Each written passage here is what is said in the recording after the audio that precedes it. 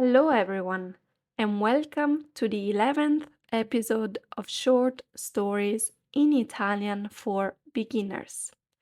Here you will listen to a simple short story in Italian in a slow pace so that you can practice your listening skills. If there is a word you don't understand, don't worry. Just turn the English subtitles on and follow along. After you've studied the new words, test your pronunciation skills. Try and read the story out loud, replaying the video and double checking your pronunciation with me. And don't forget to subscribe to the channel and like this video to learn Italian in a fun and easy way. La storia di oggi si intitola Emma e il suo amico Poldo. Parte 1. Emma è una bambina di 7 anni con un sorriso che non finisce mai.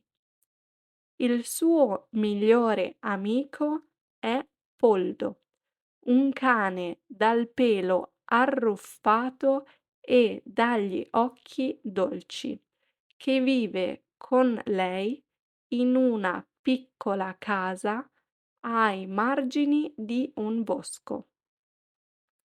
Ogni giorno dopo la scuola, Emma e Poldo escono insieme per esplorare il bosco.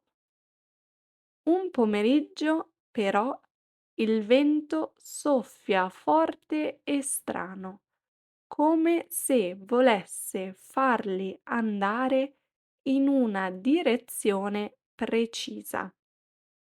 Poldo, con il suo fiuto infallibile, corre davanti, fermandosi davanti a un vecchio albero.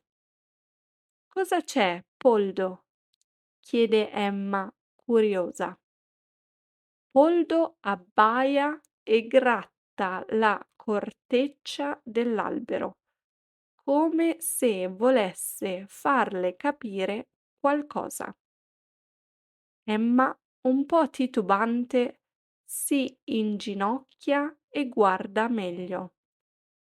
Tra le radici dell'albero nota una piccola scatola di legno nascosta dal muschio. Con mani tremanti la apre. Dentro c'è una pietra lucente che brilla di una luce calda. Quando Emma la tocca, sente una sensazione di pace che la avvolge.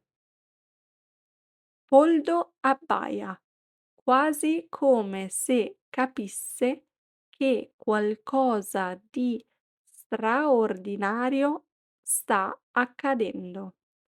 La pietra comincia a brillare sempre di più e in un batter d'occhio vi lascio con un po' di suspense oggi.